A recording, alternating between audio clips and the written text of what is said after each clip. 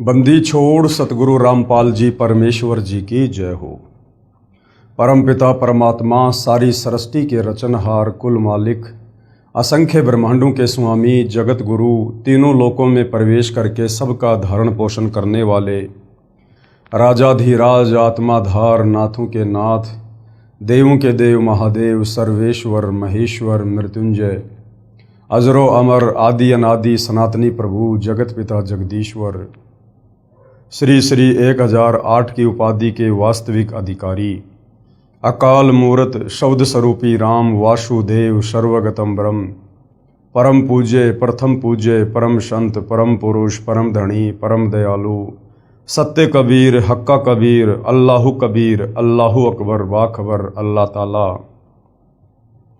जगत के तारणहार जगत के मुक्तिदाता जगत के जगन्नाथ हारे के सहारे हिंदुओं के राम मुसलमानों के अल्लाह सिखों के वाहिगुरु ईसाइयों के मसीह दया के सागर दयानिधि करुणा के सागर करुणानिधि स्वयंभू परिभू संकट मोचन कष्ट हरण मंगल करण दुख भंजन अविगत कबीर निर्विकार निर्विषम परमात्मा अलय अलेख सतगुरु आदि अनादि सतगुरु असली मर्यादा पुरुषोत्तम असली राम असली कृष्ण असली घनश्याम असली मुरारी राजाओं के राजा महाराजाओं के महाराजा शहंशाहों के शहंशाह सम्राटों के सम्राट भगवानों के भगवान अल्लाहों के अल्लाह प्रभुओं के प्रभु मसीहाओं के मसीह सच्चे वाहिगुरु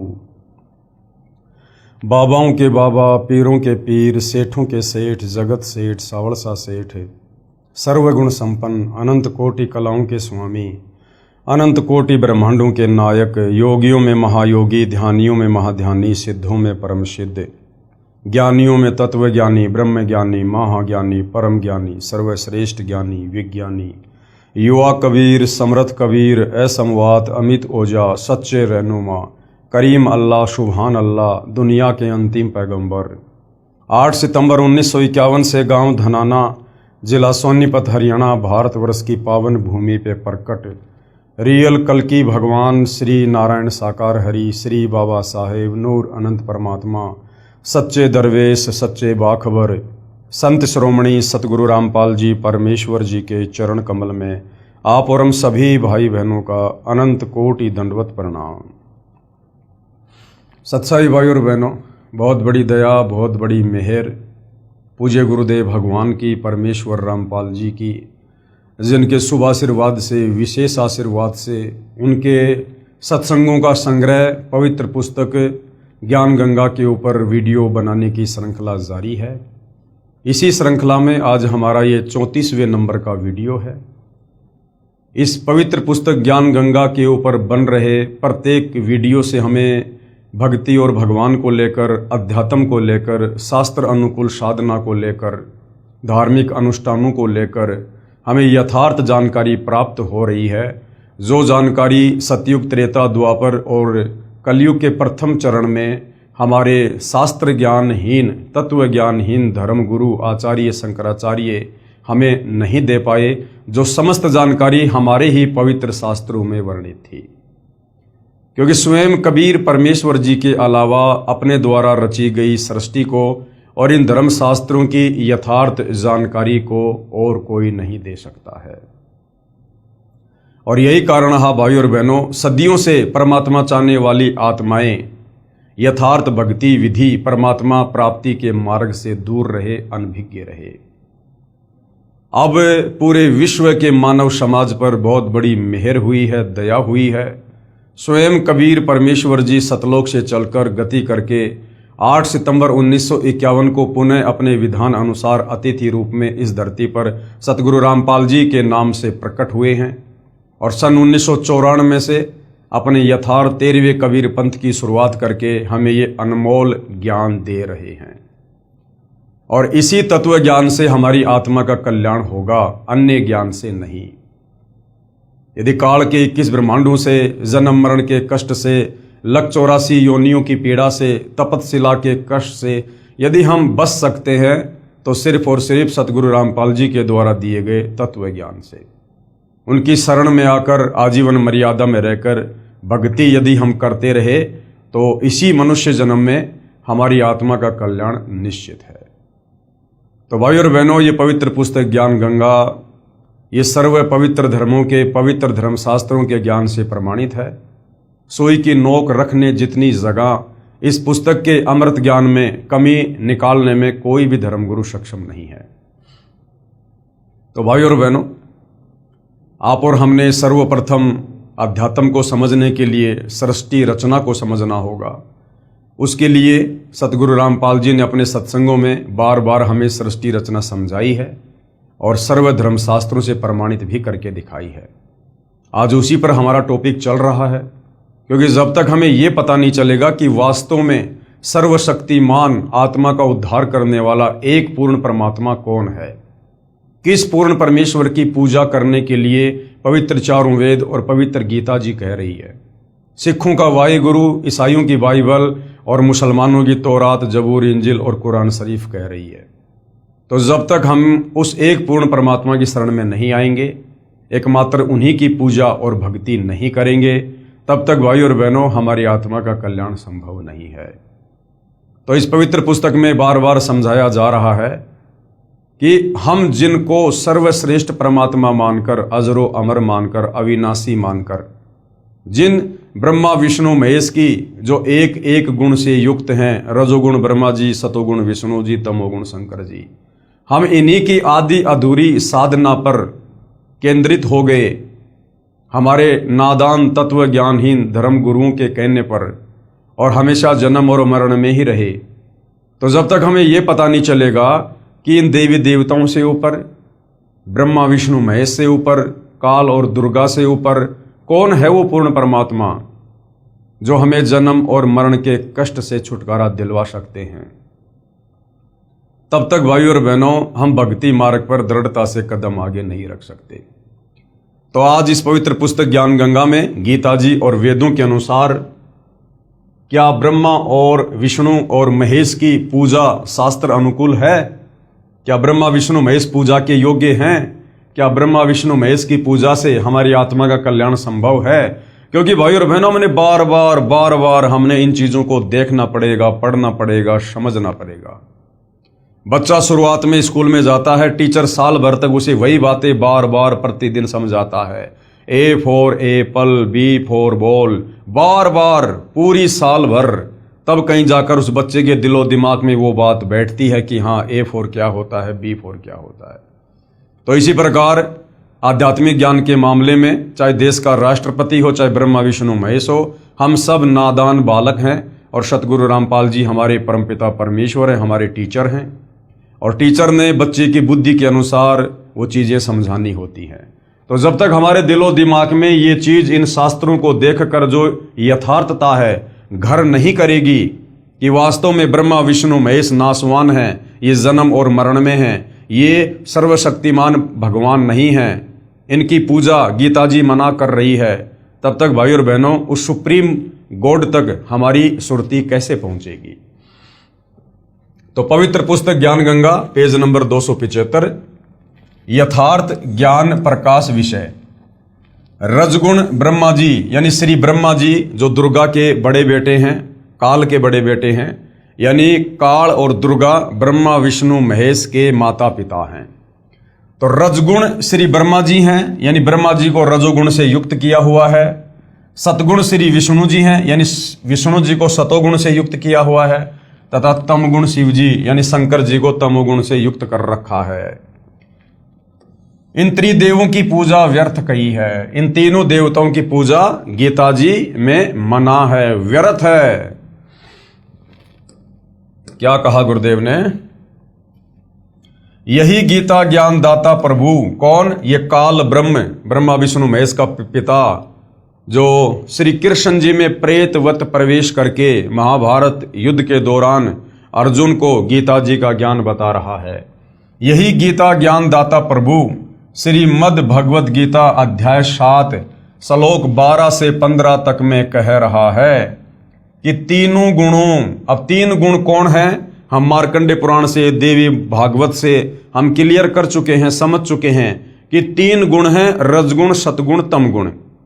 और यही तीनों देवता हैं, यानी ब्रह्मा जी रजोगुण से युक्त हैं, विष्णु जी सतोगुण से युक्त हैं, शंकर जी तमोगुण से युक्त हैं। चाहे 3 गुण कहो, चाहे 3 देवता कहो, चाहे ब्रह्मा विष्णु महेश कहो, क्योंकि गीता जी कोड वर्ड में है कि तीनों गुणों यानी रजगुण ब्रह्मा, सतगुण विष्णु तथा तमगुण शिव की पूजा करने वालों का ज्ञान हरा जा चुका है। यानी वो मंद बुद्धि हैं जो गीता जी को ना समझकर और ब्रह्मा विष्णु महेश को ही परमात्मा मानकर उनकी पूजा करते हैं।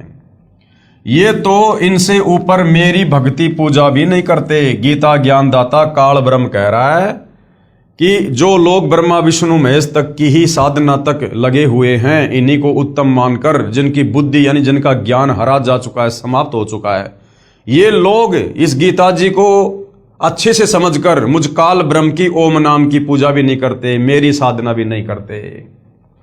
तीनों भगवानों यानी ब्रह्मा विष्णु शिव तक की साधना करने वाले राक्षस स्वभाव को धारण किए हुए, जैसे आपको रावण का उदाहरण दिया, हिरण्यकश्यप का उदाहरण दिया, आपको कंस का उदाहरण दिया, यानी ब्रह्मा विष्णु महेश तक की साधना करने वालों को राक्षस स्वभाव को धारण किए हुए मनुष्यों में नीच, यानी जो व्यक्ति शास्त्र अनुकूल साधना नहीं करता वो नीच की श्रेणी में है, वो अपराधी है परमात्मा का।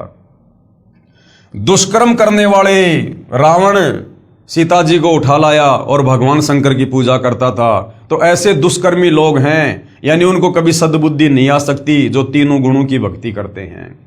दुष्कर्म करने वाले मूर्ख इन तीनों से ऊपर यानी ब्रह्मा विष्णु महेश की भक्ति से ऊपर मुझ ब्रह्म की पूजा भी नहीं करते। ये कहना ये चाह रहा है कि अगर ये नादान लोग इन ब्रह्मा विष्णु महेश की पूजा को छोड़कर, जो बिल्कुल व्यर्थ है, कुछ भी नहीं दे सकती आप लोगों को, वही देगी जो आपका कर्म है, इन तीनों की भक्ति छोड़कर मुझ काल ब्रह्म की भी साधना नहीं करते, अगर मुझ काल ब्रह्म की साधना करें, ओम नाम की साधना करें, तो मैं इनको काफी लंबे समय तक सुख प्रदान कर सकता हूं अपने महास्वर्ग में, ब्रह्मलोक में। लेकिन ब्रह्मलोक तक गए हुए प्राणी भी वापस पुनरावृत्ति में हैं, जन्म और मरण में हैं, लक 84 योनि में गधे कुत्ते बनने से नहीं बच सकते, चाहे काल की ब्रह्म साधना भी क्यों ना कर लो। क्योंकि खुद ये काल आगे चलकर गीता ज्ञान देते समय अध्याय 7 श्लोक नंबर 18 में कह रहा है कि ये ज्ञानी आत्मा है तो अच्छी उदार नेक, परंतु ये मुझ काल की घटिया साधना में संलग्न है। ये मेरी ओम नाम की साधना में लगी हुई हैं और मेरी ओम नाम की साधना अनुतमाम यानी अश्रेष्ठ घटिया है, क्योंकि ओम नाम की साधना करके कहां जाएगा साधक? ब्रह्मलोक में, महास्वर्ग में, और वहां अपना कर्म भोगकर फिर वापस जन्म मरण में, लक 84 योनियों में, गधे कुत्ते सुअर के शरीर में, नरक में, तपतशिला पर। तो काल कह रहा कि मेरी ओम नाम की साधना भी घटिया है, लेकिन ये जो अच्छी आत्मा है, ज्ञानी आत्मा है, इनको वेद समझ में नहीं आई, गीता समझ में नहीं आई, क्योंकि इनको तत्वदर्शी संत नहीं मिला, जिस कारण से इन्होंने इन चारों वेदों से, गीता जी से एक ओम नाम को सेलेक्ट कर लिया पूर्ण परमात्मा का जानकर। लेकिन इन नादानों को क्या पता कि वो ओम नाम तो मुझ काल का है। श्रीमद् भगवद गीता के ज्ञानदाता प्रभु ने यानी काल में अध्याय 7 श्लोक 18 में अपनी भक्ति को भी यानी ओम नाम की साधना को भी अनुत्तम यानी घटिया कहा है। इसलिए अध्याय 15 श्लोक 4 तथा अध्याय 18 श्लोक 62 व 66 में किसी अन्य परमेश्वर की शरण में जाने को कहा है। इसलिए गीता ज्ञानदाता काल ब्रह्म अपने से अन्य उस परम अक्षर ब्रह्म की, उस तत्व ब्रह्म की, कबीर परमेश्वर की शरण में जाने को अर्जुन को कह रहा है। जिस समय गीता जी का ज्ञान बोला जा रहा था, उससे पहले न तो 18 पुराण थे और न ही कोई 11 उपनिषद व 6 शास्त्र ही थे, जो बाद में ऋषियों ने अपने अपने अनुभव की पुस्तकें रची है। उस समय केवल पवित्र चारों वेद ही रूप में प्रमाणित थे और उन्हीं पवित्र चारों वेदों का सारांश पवित्र गीता जी में वर्णित है। अब आगे परमेश्वर हमें क्या समझाना चाह रहे हैं कि पुण्यात्माओं, परमात्मा की भक्ति से और भक्ति से जो लाभ होते हैं, उससे मानव समाज, भगत समाज क्यों दूर बैठा रहा? क्योंकि हमें ज्ञान कौन समझाता? जो लोग शास्त्रों को पढ़ते हैं, जिनको संस्कृत का ज्ञान था, जिनको हम विद्वान कहा करते थे, पंडित लोग, ब्राह्मण लोग, इन्होंने ठेका ले रखा था शास्त्रों को पढ़ने का और दुनिया को भक्ति के बारे में बताने का। और ये स्वयं तत्व ज्ञानहीन थे। इनको संस्कृत भाषा का ज्ञान जरूर था, लेकिन ये शास्त्रों के सार को नहीं समझ पाए, क्योंकि शास्त्रों के सार को किसी भाषा से नहीं बल्कि तत्व ज्ञान से समझा जाएगा। अब जैसे भाइयों और बहनों, आज आप और हम जितने भी सतगुरु रामपाल जी के फॉलोवर हैं, 1-2% को छोड़कर किसी को भी संस्कृत भाषा नहीं आती है, किसी को भी संस्कृत की ABCD का नहीं पता। लेकिन उसके बावजूद भी हमने सतगुरु रामपाल जी से तत्व ज्ञान लेकर इन तमाम धर्मों के तमाम धर्मशास्त्रों के गूढ़ रहस्यों को समझ लिया है, जो ये संस्कृत के विद्वान भी नहीं समझ पाए, मनु जैसे, ब्रह्मा विष्णु महेश भी नहीं समझ पाए। उस गूढ़ ज्ञान को संस्कृत में लिखे शास्त्रों से आप और हम भाई बहनों ने अपने पूज्य गुरुदेव सतगुरु रामपाल जी के आशीर्वाद से, उनके द्वारा प्रदान तत्व ज्ञान आधार से समझ लिया। तो शास्त्रों को समझने के लिए भाषा की नहीं बल्कि सच्चे गुरु की और तत्व ज्ञान की आवश्यकता है। तो आज से पहले क्या किया करते थे ये नादान पंडित, ये ब्राह्मण, ये वेदों के विद्वान जो बने हुए थे तथाकथित तौर पर, इन्होंने वेद घोट लिए, मुंह जबानी याद कर लिए इन्होंने सारे श्लोक अध्याय, और उसके बाद ये क्या करते थे, ये इकट्ठे होकर और ये शास्त्रार्थ किया करते थे। 2 पंडित आपस में बैठ जाया करते थे, आधे उसके पक्ष में आधे उसके पक्ष में, या वैसे लोग बैठ जाया करते थे। और उस समय वो जो शास्त्रार्थ किया करते थे वो संस्कृत में ज्यादा बोला करते थे, संस्कृत में। और आम व्यक्ति जो शास्त्रार्थ को सुनने के लिए जाया करते थे उनको बेचारों को संस्कृत आती नहीं थी, क्योंकि उस समय एक ब्राह्मण वर्ग के अलावा किसी अन्य को पढ़ने का अधिकार प्राप्त नहीं था। तो वो जो श्रोतागण थे जिनको संस्कृत भाषा का ज्ञान नहीं था, शास्त्रों का ज्ञान नहीं था, वो कैसे निर्णय करते थे कि कौन विद्वान है कौन विद्वान नहीं है। जो सबसे ज्यादा संस्कृत बोलता रहता, एक दूसरे के ऊपर हावी हो जाता, उसको अंत में वो अनपढ़ श्रोतागण विजयी घोषित कर दिया करते थे कि वाह पंडित जी वाह, आधे घंटे से रुक ही नहीं रहा संस्कृत बोलने से। जबकि श्रोताओं को ये नहीं पता कि वो संस्कृत में गालियां दे रहा है या शास्त्रों के श्लोक बोल रहा है या अपने घर की रामायण बोल रहा है, उन्हें कुछ नहीं पता था। लेकिन जो जितना ज्यादा बोल लेता था दूसरे पर हावी हो जाता था, उन नादान श्रोताओं के अनुसार वही विजयी हो जाता था और वो श्रोता तालियां पीट दिया करते थे। तो इस कारण से भाइयों और बहनों, ये तथाकथित धर्म गुरु समाज में विद्वान बने रहे, और इन शास्त्रों का ज्ञान ना होने के चलते आप और हम भाई बहन मूर्ख बने रहे। अब परमेश्वर रामपाल जी ने आकर दया की है। इस कलयुग की बिचली पीढ़ी का समय परमेश्वर ने पहले से भक्ति युग निर्धारित किया, आप और हमें शिक्षा दी, ये वैज्ञानिक उपकरण दिए, सर्व धर्मशास्त्रों को आज परमात्मा ने सुलभ करवाया, इनको प्रिंट करवाया, जगह जगह गांव गांव नगर में पहुंचाया। साथ में परमेश्वर ने संस्कृत से सभी भाषाओं में ट्रांसलेट करवाया, अनुवाद करवाया, ताकि आम व्यक्ति आसानी से इनको पढ़ सके। साथ में परमेश्वर ने टीवी, कंप्यूटर, मोबाइल दे दिए, ताकि अपने मोबाइल में जब चाहे जिस अध्याय को, जिस श्लोक को, जिस भाषा में पढ़ सके।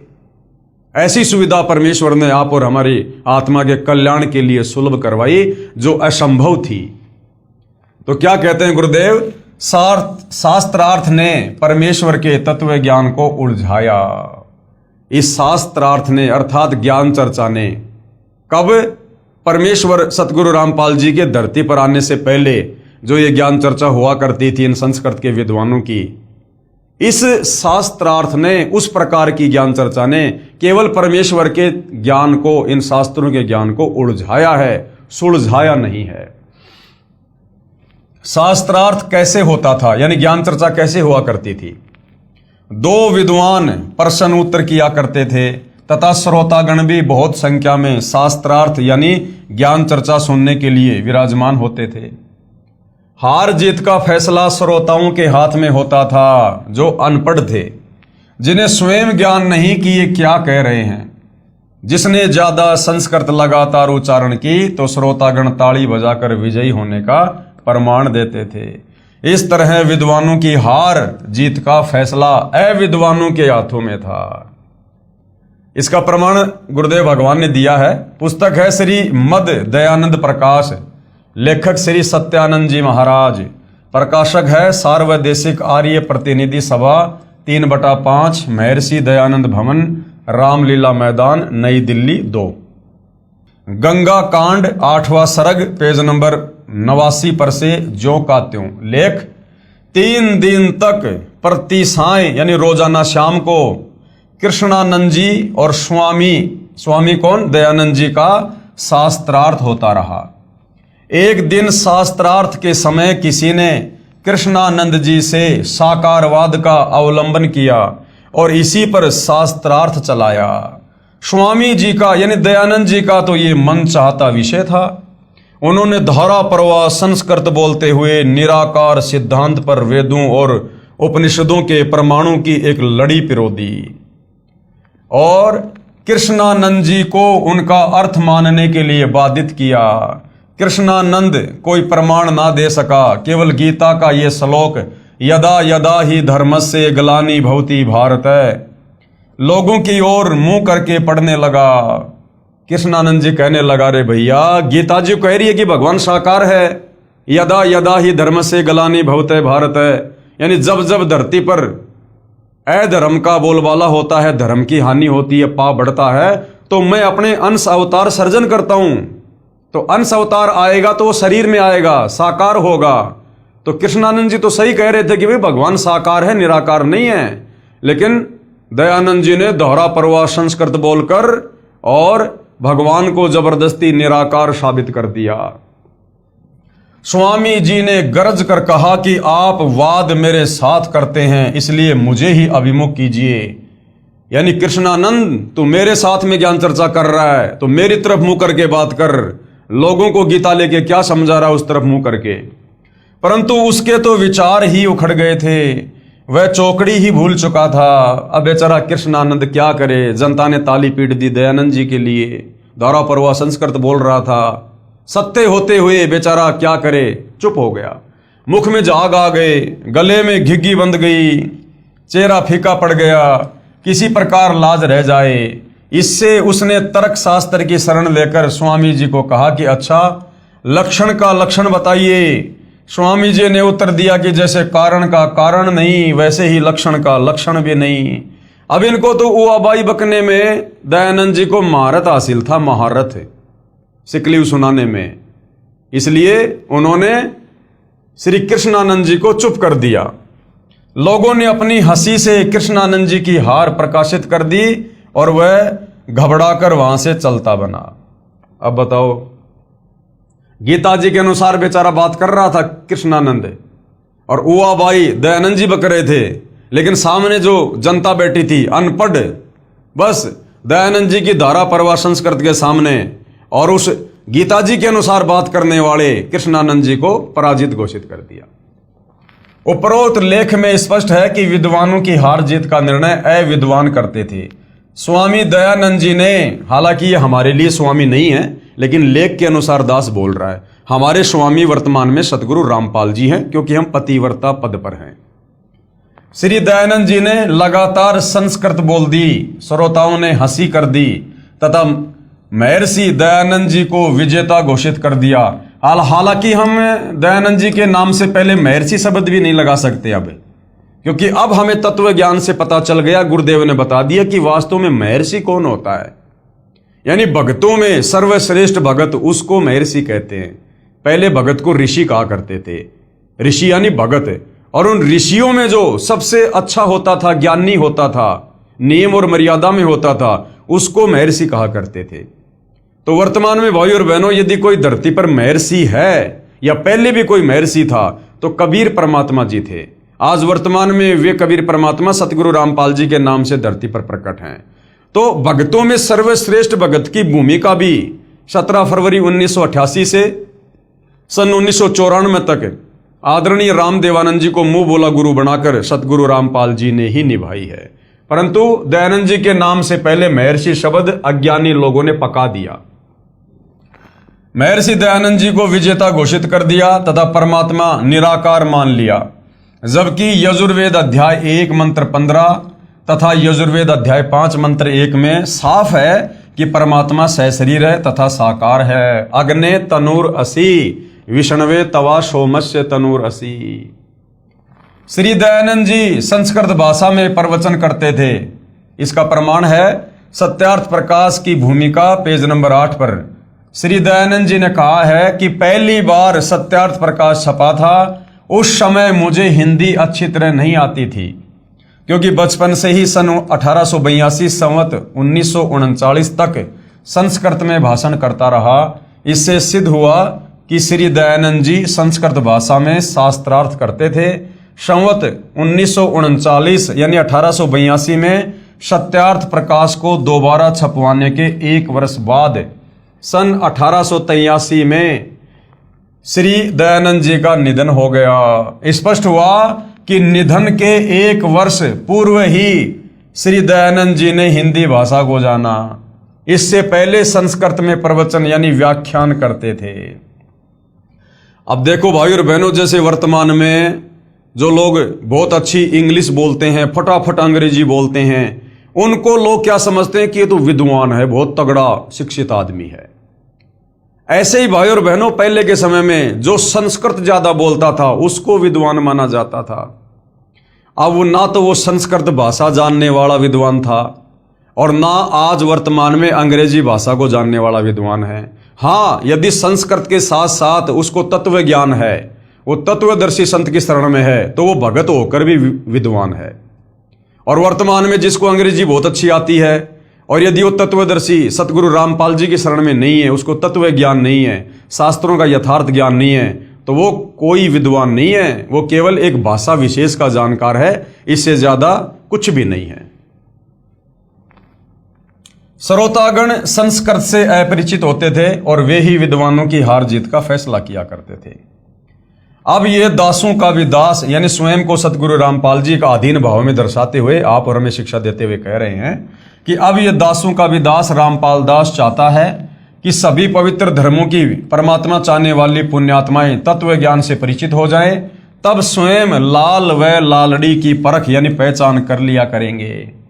अब गुरुदेव चाहते हैं कि बच्चों, मैं तुम्हें इन धर्मशास्त्रों से परिचित करवा दूं, सृष्टि रचना समझा दूं, और अब तुम खुद ही इन शास्त्रों को पढ़कर जो हर भाषा में अनुवादित हैं, तुम खुद फैसला कर लो कि कौन विद्वान था और कौन विद्वान है, कौन तत्व ज्ञानहीन था और कौन तत्व ज्ञान युक्त है। हम स्वयं ही लाल और लालड़ी की यानी ज्ञान और अज्ञान की पहचान कर लें। इसके लिए गुरुदेव भगवान हम एक छोटी सी कथा सुना रहे हैं कि जब तक हम स्वयं अपने धर्मशास्त्रों के यथार्थ ज्ञान से परिचित नहीं होंगे, भक्ति मार्ग से परिचित नहीं होंगे, हम कभी भी आत्मा का कल्याण नहीं करवा सकते। और जिस प्रकार हम सदियों से इन विशेष धर्मगुरुओं के गुलाम बनकर अपना जीवन जीते आए हैं, हम आज भी उसी प्रकार से गुलाम बने रहेंगे और काल की चक्की में पिसते रहेंगे।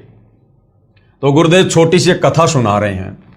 एक सेठ के 2 पुत्र थे, एक 16 वर्ष का, दूसरा 18 वर्ष का। पिताजी का देहांत हो गया यानी सेठ जी की मृत्यु हो गई। बच्चों की माता जी ने एक कपड़े में लिपटे लाल अपने बच्चों के हाथ में रखे तथा कहा, पुत्रो ये लाल ले जाओ तथा अपने ताऊ जी यानी पिताजी के बड़े भाई को कहना कि हमारे पास पैसे नहीं हैं, ये लाल अपने पास रख लो तथा व्यापार में हमारा हिस्सा कर दो। लाल क्या होते थे? जैसे बचपन में हम लोग वो खेला करते थे ना, गोलियां, कंचे बोलते हैं उनको, मोटे मोटे से कांच के, वैसा होता था, उसको लाल कहते थे।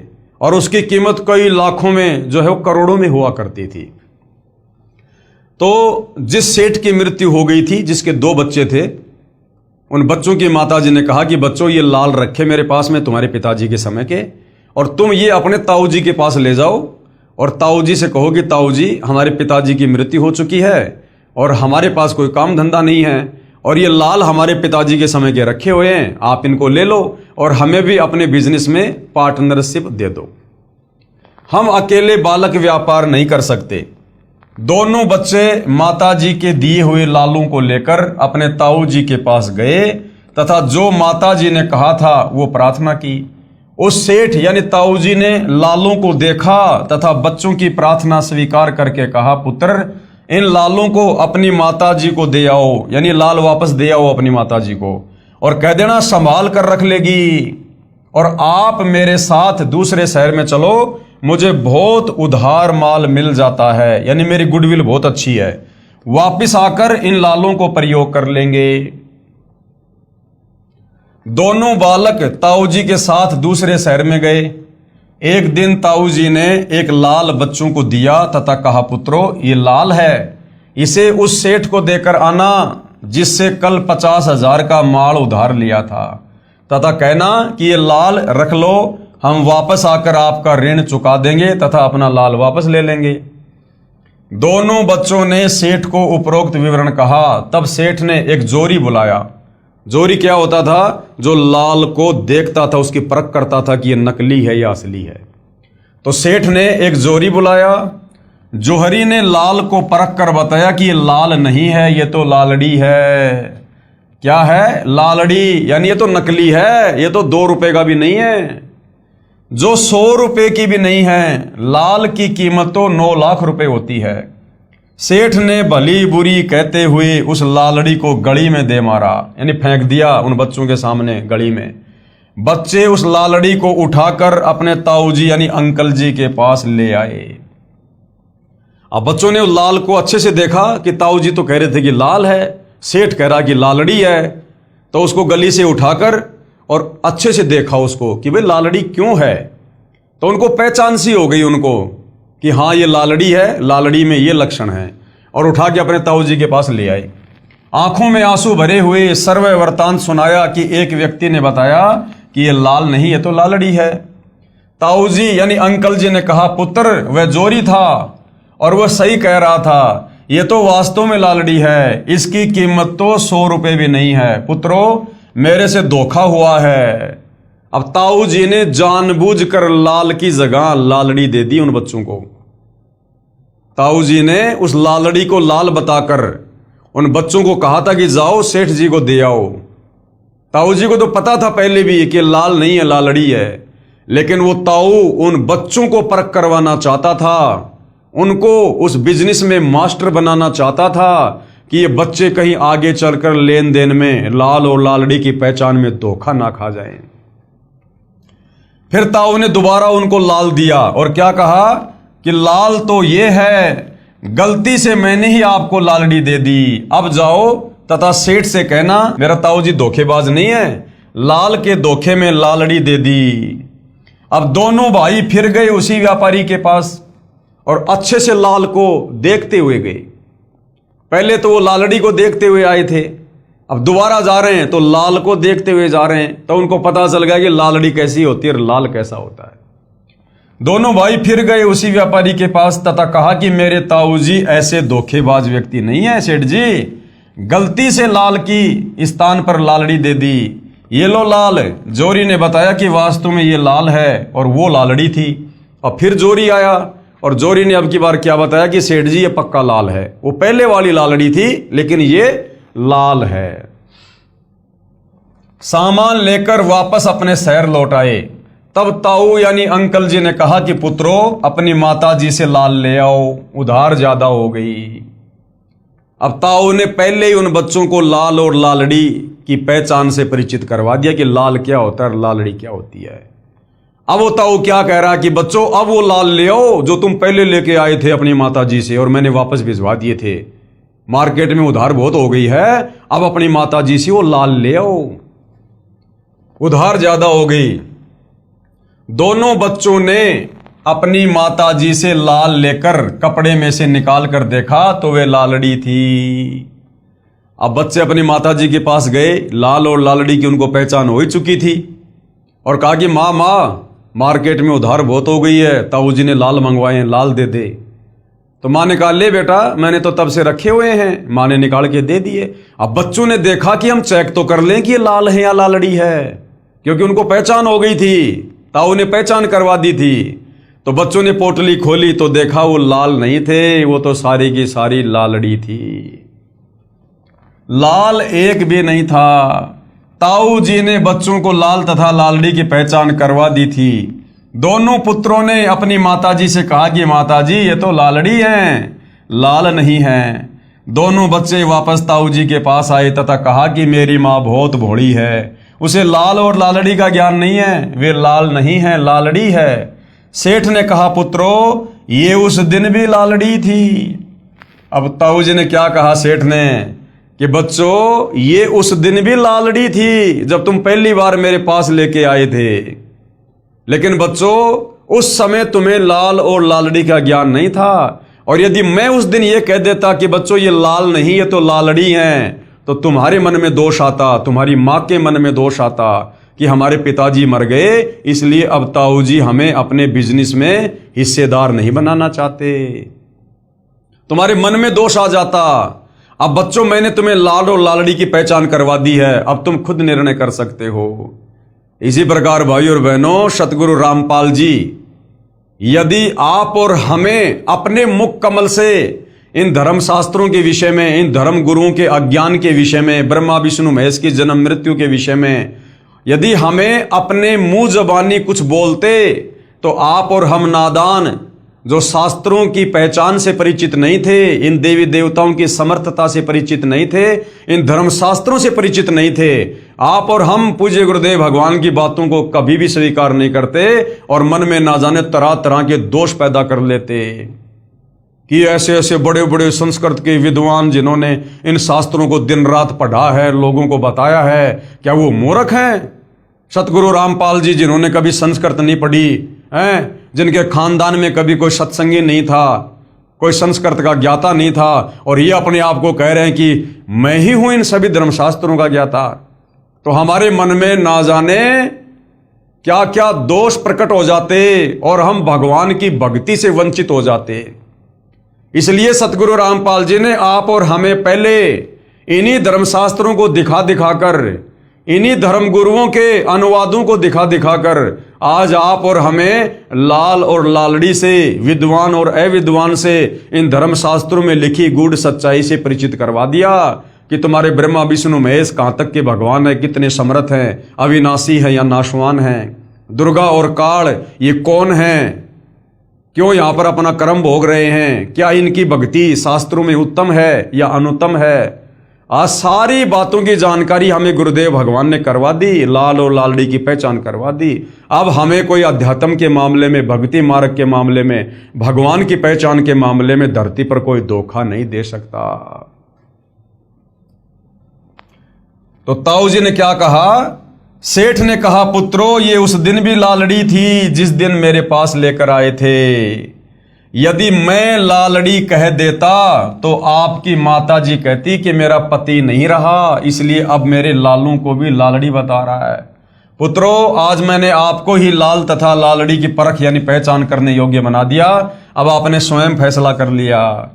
तो आज सतगुरु रामपाल जी ने अपने तत्व ज्ञान से, सृष्टि रचना से, धर्मशास्त्रों को दिखा दिखाकर और पूरे विश्व के मानव समाज को, जो परमात्मा चाहने वाली आत्मा है, उन सबको धर्मशास्त्रों की और इन देवी देवताओं की यथार्थता से परिचित करवा दिया। आज हमें कोई धोखा नहीं दे सकता।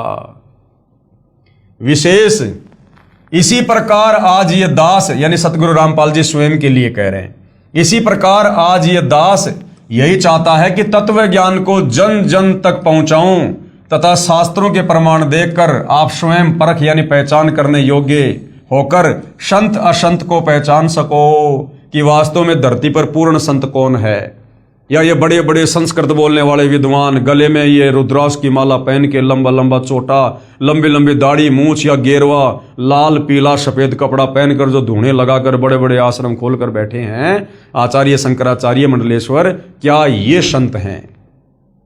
तो आज सतगुरु रामपाल जी ने हमें क्लियर कर दिया, कति साफ कर दिया उन्होंने अध्यात्म को। मन में कोई शंका नहीं हो सकती यदि आप उनके सत्संग कुछ दिन अच्छे से सुन लोगे, रुचि लेकर, निष्पक्ष होकर। शास्त्रार्थ यानी ज्ञान चर्चा विद्वान किया करते थे तथा हार जीत का फैसला अविद्वानों के हाथों में था। ये दास यानी गुरुदेव अपने लिए कह रहे हैं, ये दास चाहता है कि पहले प्रभु प्रेमी पुण्यात्माएं शास्त्रों को समझें, फिर स्वयं जान जाएंगे कि ये संत व महर्षि जी क्या पढ़ाई पढ़ा रहे हैं। अब 650 साल पहले भाई और बहनों, जब कबीर परमेश्वर जी बनारस के काशी में लहरतारा तालाब पर सतलोक से चलकर शिशु रूप में कमल के विकसित फूल पे प्रकट हुए थे और 120 साल तक कबीर परमेश्वर जी ने सन 1398 से 1518 तक एक मनुष्य रूप में उन्होंने लीला की, अपने तत्व ज्ञान को जन जन तक पहुंचाया। लेकिन उस समय के ये जो अविद्वान थे और भोली भाली जनता की नजरों में जो विद्वान बने हुए थे संस्कृत भाषा का ज्ञान होने के चलते, इन्होंने कबीर परमेश्वर जी के सतज्ञान को अपने अज्ञान के माध्यम से ऊपर नहीं आने दिया। अब भाइयों और बहनों, ऐसी भी बात नहीं है कि कबीर परमात्मा कोई कमजोर थे या कबीर परमात्मा के ज्ञान को ये काल प्रेरित, ये साधु संत महात्मा आचार्य शंकराचार्य ये दबाने में सक्षम थे। नहीं, 650 साल पहले आकर कबीर परमेश्वर जी ने कुछ उदाहरण पेश करने थे। 650 साल पहले का समय मोक्ष का प्राइम टाइम नहीं था, इसलिए परमात्मा ने अपनी शक्ति का प्रयोग नहीं करना था। केवल परमेश्वर ने एक उदाहरण पेश करके जाना था बस, कि जो ज्ञान उन्होंने 650 साल पहले दिया एक अनपढ़ की भूमिका करते हुए, आज वही ज्ञान सर्वधर्मों के सर्वधर्म शास्त्र व्याख्यान कर रहे हैं, समर्थन दे रहे हैं कि हां, कबीर परमेश्वर जी ने 650 साल पहले जो ज्ञान दिया था अपनी कबीर वाणी में, आज सभी धर्मों के सभी धर्मशास्त्र उसी ज्ञान का समर्थन कर रहे हैं। हमारे धर्मशास्त्रों में वो बातें जो कि त्यों लिखी है भक्ति और भगवान के विषय में। तो 650 साल पहले कबीर परमेश्वर जी एक अनपढ़ व्यक्ति की भूमिका कर रहे थे, अनपढ़ संत की भूमिका में थे। हालांकि उन्हें कोई संत नहीं माना करता था, लेकिन वो तो कबीर परमेश्वर जी की पावर थी, उनके ज्ञान की पावर थी, जो मजबूरन लोगों ने मानना पड़ा। लेकिन जो ये तथा कथित जो शास्त्री थे, पंडित थे, जो विद्वान थे, धर्मगुरु थे, आध्यात्मिक क्षेत्र में जो लोगों का मार्गदर्शन किया करते थे, उन्हीं को पंडित और ब्राह्मण कहते। जाति वालों से कोई संबंध नहीं है। तो इन लोगों ने अपनी अटपट करके और उस समय की जो अनपढ़ जनता थी उस अनपढ़ता का फायदा उठाकर और इन्होंने हमेशा कबीर परमेश्वर जी के ज्ञान को छोटा साबित करने का प्रयास किया। और उस समय एक महर्षि सर्वानंद जी थे, जो अपने आप को तमाम शास्त्रों का ज्ञाता मानते थे, संस्कृत के बड़े विद्वान कहलाते थे, और उन्होंने कबीर परमेश्वर जी के साथ में शास्त्रार्थ किया। हालांकि आगे चलकर वो कबीर जी के शिष्य बन गए, फिर उन्होंने अपनी हार स्वीकार कर ली थी। लेकिन जिस समय सर्वानंद जी का और कबीर परमेश्वर जी का शास्त्रार्थ हो रहा था, वो किस आधार पर हो रहा था? कबीर परमात्मा सत्य बात कह रहे थे और सर्वानंद जी केवल संस्कृत भाषा में ही भाषण दे रहे थे, और वहां भीड़ जो बैठी थी वो अनपढ़ लोगों की थी। तो सर्वानंद जी के मुख से धारा प्रवाह संस्कृत सुनकर और लोगों ने तालियां बजा दी कि सर्वानंद विजयी हुआ और कबीर जी पराजय हुआ। शास्त्रार्थ महर्षि सर्वानंद तथा परमेश्वर कबीर यानी कबीर देव का। एक सर्वानंद नाम के महर्षि थे, उनकी पूज्य माता श्रीमती शारदा देवी पाप कर्म फल से पीड़ित थी। अब बेटा तो महर्षि पकड़ा है, सारे शास्त्रों का विद्वान है, भक्ति और भगवान का अपने से बड़ा किसी को जानकार नहीं समझ रहा, और उसकी माता खुद अपने पाप कर्म के चलते 3 ताप का कष्ट भोग रही थी, शारीरिक पीड़ा से दुखी थी। उसने सर्व पूजाएं व जंत्र मंत्र कष्ट निवारण के लिए वर्षों किए, शारीरिक पीड़ा निवारण के लिए वैद्यों की दवाइयां भी खाई, परंतु कोई राहत नहीं मिली। उस समय के महर्षियों से उपदेश भी प्राप्त किया, परंतु सर्व महर्षियों ने कहा कि बेटी शारदा, ये आपका पाप कर्म दंड प्रारब्ध कर्म का है, यानी तेरे भाग्य में लिखा हुआ है और ये माफ नहीं हो सकता। जबकि वेद कह रहे हैं कि वो परमात्मा घोर से घोर पाप कर्मों को भी क्षमा कर देता है, यदि तत्वदर्शी संत मिल जाए, शास्त्र अनुकूल साधना मिल जाए तो। और वो पंडित जी कहा करते थे कि ये तो तेरे भाग्य में लिखा हुआ, ये तो तेरे कर्म दंड प्रारब्ध का भोग है और ये क्षमा नहीं हो सकता, ये तो भोगना ही पड़ता है। और क्या उदाहरण दिया करते थे कि भगवान श्री राम ने बाली का वध किया था, उस पाप कर्म का दंड श्री राम यानी विष्णु वाली आत्मा ने श्री कृष्ण बनकर भोगा। श्री बाली वाली आत्मा शिकारी बनी, जिसने श्री कृष्ण जी के पैर में जहरीला तीर मारकर वध किया। तो शारदा, तेरे को भी भोगना ही पड़ेगा। इस प्रकार गुरुजी व महंतों व संतों ऋषियों के विचार सुनकर दुखी मन से भगतमती शारदा अपना प्रारब्ध यानी पाप कर्म का कष्ट रो रो कर भोग रही थी। एक दिन किसी निजी रिश्तेदार के कहने पर, जो रिश्तेदार कबीर परमात्मा की शरण में आकर सुखी हो चुका था उस समय, एक दिन किसी निजी रिश्तेदार के कहने पर काशी में स्वयंभू यानी स्वयं सशरीर प्रकट हुए कबीर देव, कबीर परमेश्वर अर्थात कबीर प्रभु से उपदेश प्राप्त किया तथा उसी दिन कष्ट मुक्त हो गई। क्योंकि पवित्र यजुर्वेद अध्याय 5 मंत्र 32 में लिखा है कि कबीर अंगारी असी, अर्थात कबीर यानी कबीर अंगारी यानी पाप का शत्रु असी मानी है। फिर इसी यजुर्वेद अध्याय 8 मंत्र 13 में लिखा है कि परमात्मा एनस एनस यानी अधर्म के भी अधर्म अर्थात पापों के भी पाप, घोर पाप को भी समाप्त कर देता है। प्रभु कबीर देव यानी कबीर परमेश्वर ने कहा, बेटी शारदा, ये सुख आपके भाग्य में नहीं था, मैंने अपने कोटे से प्रदान किया है, अपनी समर्थता से मैंने तेरे को सुखी किया है। पाप विनाशक होने का प्रमाण दिया है। आपका पुत्र महर्षि सर्वानंद जी कहा करता है कि प्रभु पाप क्षमा यानी विनाश नहीं कर सकता, तथा आप मेरे से उपदेश प्राप्त करके आत्म कल्याण करो। भगतमती शारदा ने स्वयं आए परमेश्वर कबीर प्रभु कबीर देव से उपदेश लेकर अपना कल्याण करवाया। महर्षि सर्वानंद जी को, जो भगतमती शारदा का पुत्र था, शास्त्रार्थ का बहुत ज्यादा चाव था। उसने अपने समकालीन सभी विद्वानों को शास्त्रार्थ करके पराजित कर दिया। फिर सोचा कि जन जन को कहना पड़ता है कि मैंने सर्व विद्वानों को विजय प्राप्त कर ली, क्यों न अपनी माता जी से अपना नाम सर्वाजीत रखवा लूं। सर्वानंद से सर्वाजीत, तो मेरे नाम से जग जाहिर हो जाएगा कि मैंने सभी संतों के ऊपर विजय प्राप्त कर रखी है। ये सोचकर अपनी माता श्रीमती शारदा जी के पास जाकर प्रार्थना की, कहा कि माता जी, मेरा नाम बदलकर सर्वाजीत रख दो। माता ने कहा कि बेटा, सर्वानंद क्या बुरा नाम है? महर्षि सर्वानंद जी ने कहा, माता जी, मैंने सभी विद्वानों को शास्त्रार्थ में पराजित कर दिया है, इसलिए मेरा नाम सर्वाजीत रख दो। माता जी ने कहा कि बेटा, एक विद्वान मेरे गुरु महाराज कबीर देव यानी कबीर प्रभु को भी पराजित कर दे, फिर अपने बेटे का नाम आते ही सर्वाजीत रख दूंगी। माता के ये वचन सुनकर श्री सर्वानंद पहले तो हंसा, फिर कहा, माता जी, आप भी भोली हो, वो जुलाहा धाणक कबीर तो अशिक्षित है, उसको क्या पराजित करना, अभी गया अभी आया। महर्षि सर्वानंद जी सर्व शास्त्रों को एक बैल पर रखकर कबीर देव कबीर परमेश्वर की झोपड़ी के सामने गया। परमेश्वर कबीर जी की धर्म की बेटी कमाली कुएं पर मिली। फिर द्वार पर आकर कहा, आओ महर्षि जी, यही है परमपिता कबीर का घर।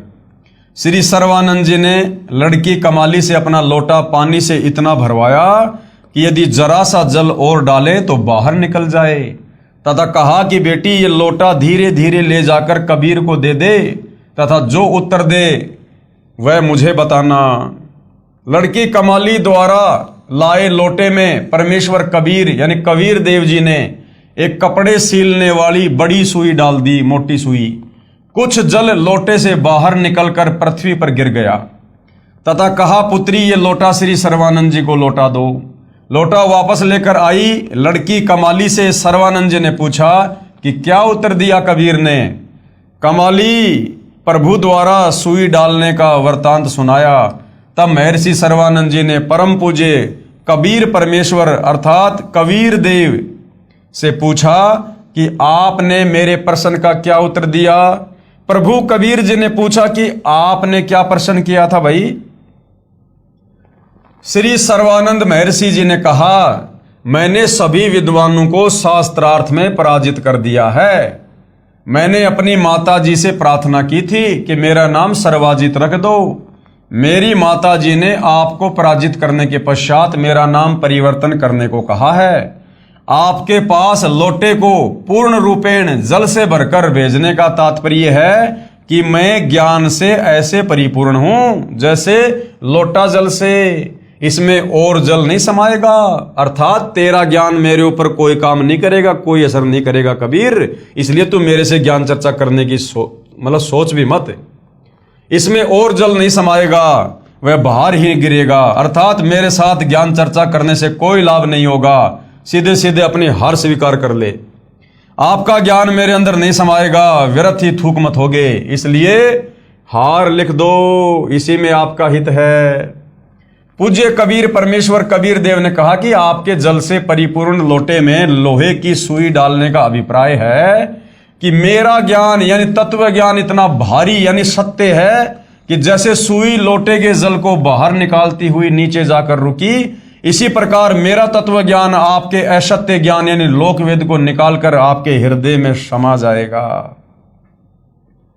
महर्षि सर्वानंद जी ने कहा प्रश्न करो, और वहां पर सारे जुलाई इकट्ठे हो गए। ओहो, आज तो पंडित जी आ गए हो। अब उस समय गुरुदेव ने बताया कोई पंडित अगर इस प्रकार से अगर शूद्रों की कॉलोनी में आ जाता था तो ऐसे इकट्ठे होकर देखते थे जैसे गांव में कोई हाथी आ गया हो, क्योंकि बहुत ज्यादा छुआछात किया करते थे, 10 कदम दूर हटके चला करते थे, जिनको आज वर्तमान में नादानी के चलते हम शूद्र जाति का नाम देते हैं।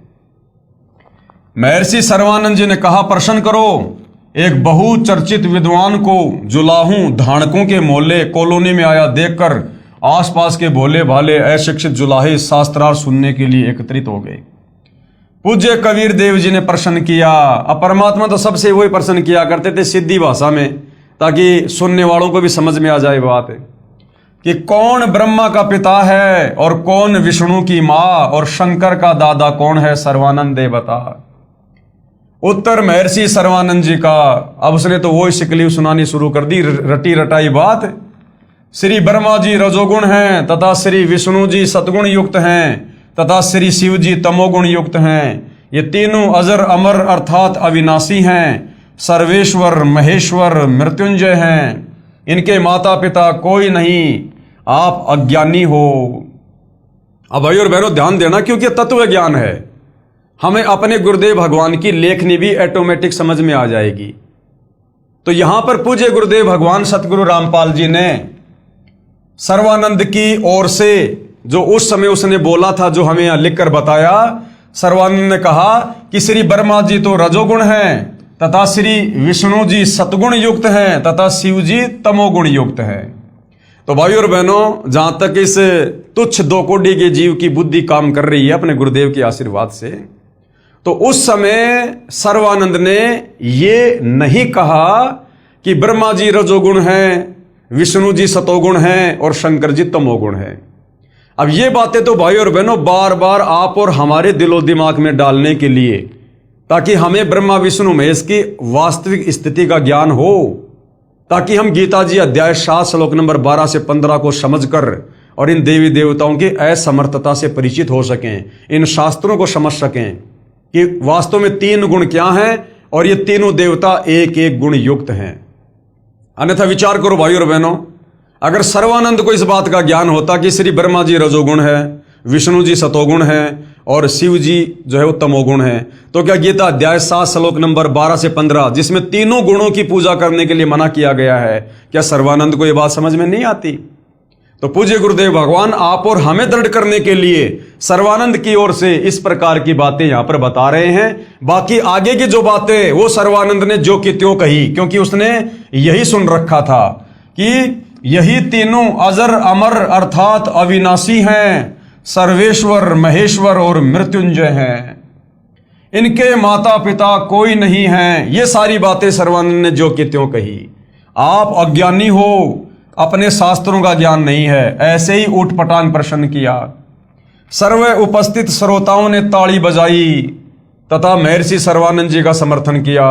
अब महर्षि सर्वानंद ने तो जो समाज में लोकवेद के आधार पर ब्रह्मा विष्णु महेश भगवान बन बैठे हुए थे, जब सर्वानंद ने जनता के उन तथाकथित आधे अधूरे भगवान ब्रह्मा विष्णु महेश की प्रशंसा कर दी ना कि अजरो अमर है, मृत्युंजय है, सर्वेश्वर है, महेश्वर है, तो लोगों ने अपने भगवानों की प्रशंसा सुनकर तालियां बजा दी। पूज्य कबीर प्रभु, अब बार बार जैसे गुरुदेव यहां पर शब्द यूज कर रहे हैं कबीर देव, तो यहां बार बार गुरुदेव क्यों लिख रहे हैं? क्योंकि वेदों में सीधा सीधा ये कबीर नाम नहीं है। वेदों में परमेश्वर का नाम कबीर देव, कबीर अग्नि, ताकि हमारे दिलो दिमाग में ये बात बैठ जाए कि वेदों में कबीर परमेश्वर को कबीर देव और कबीर अग्नि करके लिखा है। ताकि वेदों के श्लोक समझाते समय आप और हमें अच्छे से समझ में आ सकें।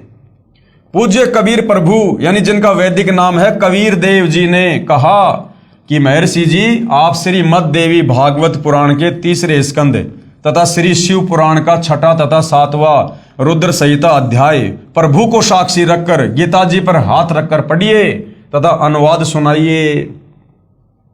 अब महर्षि सर्वानंद जी ने पवित्र गीता जी पर हाथ रखकर शपथ ली कि सही सही सुनाऊंगा।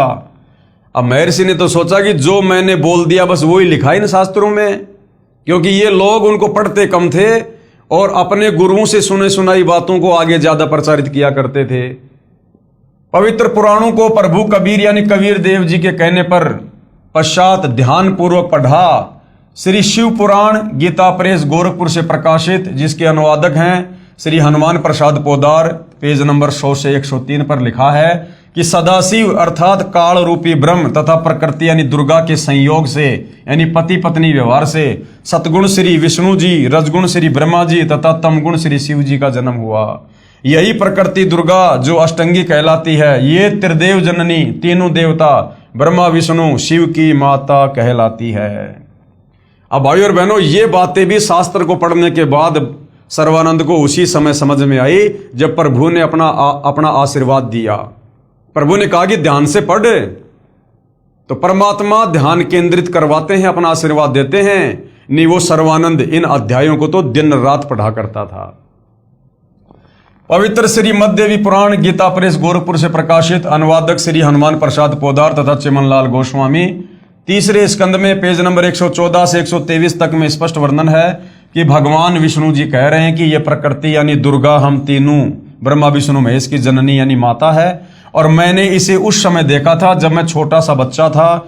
माता जी की स्तुति करते हुए श्री विष्णु जी ने कहा कि हे माता यानी हे माता दुर्गा, मैं यानी विष्णु ब्रह्मा तथा शिव तो नाशवान है, यानी हमारा तो जन्म और मरण होता है, हमारा तो आविर्भाव यानी जन्म तथा तिरोभाव यानी मृत्यु होती है। आप प्रकृति देवी हो।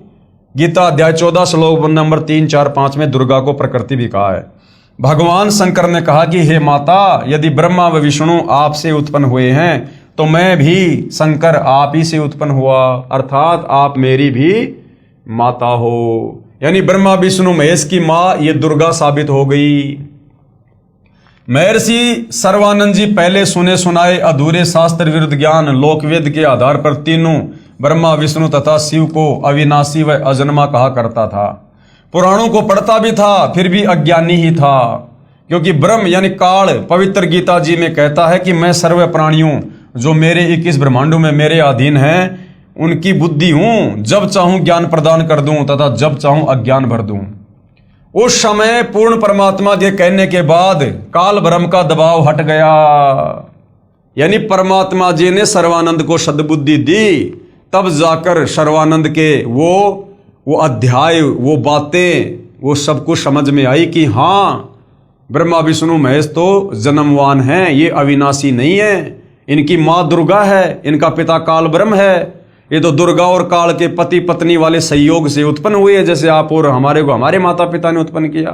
तब सर्वानंद के बात समझ में आई, लेकिन अहंकारवश कि कहीं मेरी बेइज्जती ना हो जाए, इस कारण से उसने सच्चाई को फिर भी स्वीकार नहीं किया। उस समय पूर्ण परमात्मा के कहने के बाद काल ब्रह्म का दबाव हट गया तथा सर्वानंद जी को स्पष्ट ज्ञान हुआ। वास्तव में ऐसा ही लिखा है, परंतु मान हानि के भय से कि कहीं मेरी बेइज्जती ना हो जाए, कहा मैंने सब पढ़ लिया, ऐसा कहीं नहीं लिखा है। कबीर देव यानी कबीर परमेश्वर से कहा तू झूठा है, तू क्या जाने शास्त्रों के विषय में, हम प्रतिदिन पढ़ते हैं। फिर क्या था, सर्वानंद जी ने धारा प्रवाही संस्कृत बोलना प्रारंभ कर दिया। 20 मिनट तक कंठस्थ की हुई कोई और ही वेदवाणी बोलता रहा, पुराण नहीं सुनाया। सभी उपस्थित भोले भाले श्रोतागण जो उस संस्कृत को समझ भी नहीं रहे थे, प्रभावित होकर सर्वानंद महर्षि जी के समर्थन में वाह वाह महाज्ञानी कहने लगे। भावार्थ है कि परमेश्वर कबीर यानी कबीर देव जी को पराजित कर दिया तथा महर्षि सर्वानंद जी को विजय घोषित कर दिया। परम पूज्य कबीर परमेश्वर कबीर देव जी ने कहा कि सर्वानंद जी, आपने पवित्र गीता जी की कसम खाई थी, वो भी भूल गए क्या? जब आप सामने लिखी शास्त्रों की सच्चाई को भी नहीं मानते हो तो मैं हारा तुम जीते। अब मूर्खों के साथ में भगवान क्या बहस करे। आप और हमें भी परमात्मा शिक्षा दे रहे हैं कि जब किसी ने तुम्हारी बात मानी नहीं तो उसके आगे हाथ जोड़ के आगे निकल लो। मूर्खों के साथ में ज्यादा बहस नहीं करनी चाहिए। भाई जिसकी जितनी बुद्धि उतना ही समाए, उसका बुरा मत मानियो, बेचारा अधिक कहां से लाए। अब गुरुदेव क्या समझा रहे हैं। एक जमींदार का बेटा 7वीं कक्षा में पढ़ता था। उसने कुछ अंग्रेजी भाषा को जान लिया था। एक दिन दोनों पिता पुत्र खेतों में बैलगाड़ी लेकर जा रहे थे। सामने से एक अंग्रेज आ रहा था। उसने बैलगाड़ी वालों से अंग्रेजी भाषा में रास्ता जानना चाहा। पिता ने अपने बेटे से कहा, बेटा ये अंग्रेज अपने आप को ज्यादा ही शिक्षित सिद्ध करना चाहता है। आप भी तो अंग्रेजी भाषा जानते हो, निकाल दे इसकी मरोड़, सुना दे अंग्रेजी बोलकर। किसान के लड़के ने अंग्रेजी भाषा में बीमारी की छुट्टी के लिए प्रार्थना पत्र पूरी सुना दी।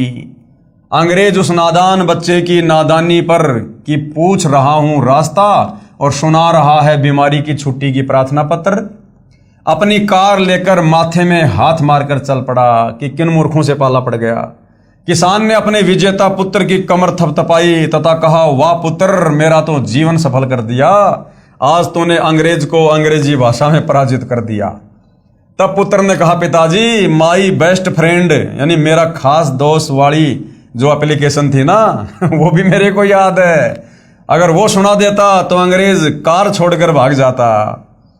इसी प्रकार कबीर देव जी पूछ कुछ रहे हैं और सर्वानंद जी उत्तर कुछ दे रहे हैं। ये शास्त्रार्थ ने घर गाल रखे हैं। ऐसे थे हमारे शास्त्री, इस प्रकार से करते थे ये लोग ज्ञान चर्चा शास्त्रार्थ, जिस कारण से इन शास्त्रों की यथार्थ सच्चाई भगत समाज के बीच में नहीं पहुंच पाई। परम पूज्य कबीर परमेश्वर कबीर देव ने कहा कि सर्वानंद जी आप जीते मैं हारा। महर्षि सर्वानंद जी ने कहा, लिख कर दे दो, मैं कच्चा काम नहीं करता। परमात्मा कबीर यानी कबीर देव जी ने कहा कि ये कृपया भी आप ही कर दो, लिख लो जो लिखना है, मैं तो अंगूठा लगा दूंगा। महर्षि सर्वानंद जी ने लिख लिया कि शास्त्रार्थ में सर्वानंद विजयी हुआ तथा कबीर साहिब पराजित हुआ, तथा कबीर परमेश्वर से अंगूठा लगवा लिया। अपनी माता जी के पास जाकर सर्वानंद जी ने कहा कि माता जी लो आपके गुरुदेव को पराजित करने का प्रमाण। भगतमती शारदा जी ने कहा, पुत्र पढ़कर सुनाओ। जब सर्वानंद जी ने पढ़ा उसमें लिखा था कि शास्त्रार्थ में सर्वानंद पराजित हुआ तथा कबीर परमेश्वर कबीर देव विजयी हुआ। उल्टा हो गया मामला। सर्वानंद जी की माता जी ने कहा, पुत्र आप तो कह रहे थे कि मैं विजयी हुआ, तू तो हार कर आया है। महर्षि सर्वानंद जी ने कहा, माता जी मैं कई दिनों से लगातार शास्त्रार्थ में व्यस्त था, इसलिए निंद्रावश होकर मुझसे लिखने में गलती हो गई। फिर जाता हूं तथा सही लिख कर लाऊंगा। माता जी ने शर्त रखी थी कि विजयी होने का कोई लिखित प्रमाण देगा तो मैं मानूंगी, मौखिक नहीं। महर्षि सर्वानंद जी दोबारा गए तथा कहा कि कबीर साहब मेरे लिखने में कुछ गलती रह गई है, दोबारा लिखना पड़ेगा। साहिब कबीर जी ने कहा कि फिर लिख लो। सर्वानंद जी ने फिर लिखकर अंगूठा लगवाकर माता जी के पास आया तो फिर उल्टी बात हो गई। कहना चाह रहा था कि मैं विजयी हो गया और मुंह से बोला जा रहा है उसमें लिखा हुआ है कि सर्वानंद पराजित हुआ और कबीर साहिब विजयी हुए। कहा, माता जी मैं फिर जाता हूं। तीसरी बार लिख कर लाया तथा मकान में प्रवेश करने से पहले पढ़ा, ठीक लिखा था। सर्वानंद जी ने उस लेख से दृष्टि नहीं हटाई, यानी उस कागज पे निगाहें टिका के रखी कि हो क्या जाता है, तथा चलकर अपने मकान में प्रवेश करता हुआ कहने लगा कि माताजी सुनाओ, नजर कागज पर और कह रहा कि माताजी सुनाओ। ये कहकर पढ़ने लगा तो उसकी आंखों के सामने अक्षर बदल गए। तीसरी बार फिर यही प्रमाण लिखा गया कि शास्त्रार्थ में सर्वानंद पराजित यानी हार गया तथा कबीर साहिब विजयी हुए। सर्वानंद बोल नहीं पाया, आंखों के सामने अक्षर उछल उछल कर दूसरी जगह सेट हो रहे हैं। तब माताजी ने कहा, पुत्र बोलता क्यों नहीं, पढ़कर सुना क्या लिखा है। माता जानती थी कि नादान पुत्र पहाड़ से टकराने जा रहा है।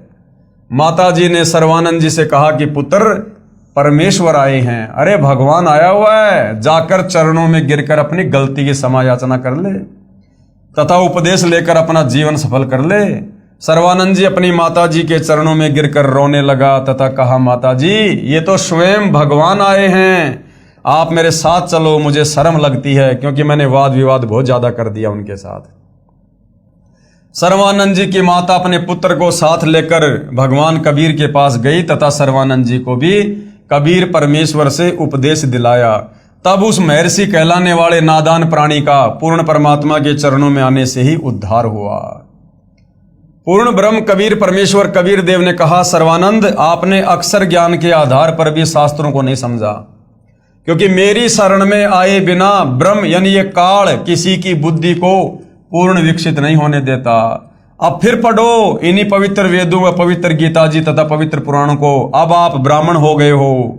ब्राह्मण सोई जो ब्रह्म पहचाने, विद्वान वही है जो पूर्ण परमात्मा को पहचान ले, फिर अपना कल्याण करवाए।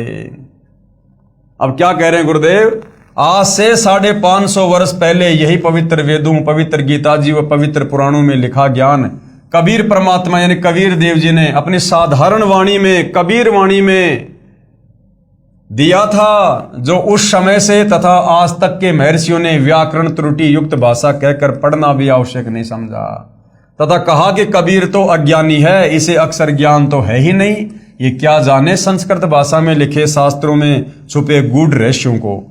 हम विद्वान हैं, जो हम कहते हैं वह सब शास्त्रों में लिखा है, तथा श्री ब्रह्मा जी, श्री विष्णु जी व श्री शिव जी के कोई माता पिता नहीं है। ये तो अजन्मा, अजर, अमर, अविनाशी तथा सर्वेश्वर महेश्वर मृत्युंजय हैं, सर्व सृष्टि रचनहार हैं और तीनों गुण युक्त हैं। आदि आदि व्याख्या ठोक कर अभी तक कहते रहे। आज वे ही पवित्र शास्त्र अपने पास हैं जिनमें तीनों प्रभु श्री ब्रह्मा जी रजगुण, श्री विष्णु जी सतगुण और श्री शिव जी तमगुण के माता पिता का स्पष्ट विवरण है कि दुर्गा इनकी माता और पिता ये काल ब्रह्म है। उस समय अपने पूर्वज अशिक्षित थे तथा शिक्षित वर्ग को शास्त्रों का पूर्ण ज्ञान नहीं था, फिर भी कबीर परमेश्वर यानी कबीर देव के द्वारा बताए सतज्ञान को जानबूझकर झुठला दिया कि कबीर झूठ कह रहा है। किसी शास्त्र में नहीं लिखा है कि श्री ब्रह्मा जी, श्री विष्णु जी व श्री शिव जी के कोई माता पिता हैं, क्योंकि गुरुदेव कह रहे हैं कि मेरी शरण में आए बिना आप कितने बड़े संस्कृत के विद्वान हैं, आप इन शास्त्रों में लिखी सच्चाई को भी नहीं समझ सकते। तुम्हारा रिमोट तत्वदर्शी संत की शरण में आए बिना काल के हाथ में है। जबकि पवित्र पुराण साक्षी हैं कि श्री ब्रह्मा जी, श्री विष्णु जी तथा श्री शिव जी का जन्म और मृत्यु होता है। ये अविनाशी नहीं है तथा इन तीनों देवताओं की माता ये प्रकृति यानी दुर्गा है तथा इनका पिता ज्योति निरंजन यानी काल रूपी ब्रह्म है। आज सर्व समाज, बहन भाई, बालक व जवान तथा बुजुर्ग, बेटे तथा बेटी शिक्षित हैं। आज कोई ये नहीं बहका सकता कि शास्त्रों में ऐसा नहीं लिखा, जैसा कबीर परमेश्वर कबीर देव कबीर साहिब जी की अमृतवाणी में लिखा है। अमृतवाणी पूज्य कबीर परमेश्वर कबीर देव की क्या कहा करते थे परमात्मा 650 साल पहले सृष्टि रचना को सुनाकर ब्रह्मा विष्णु महेश की जन्म और मृत्यु के बारे में, इनके माता पिता के बारे में।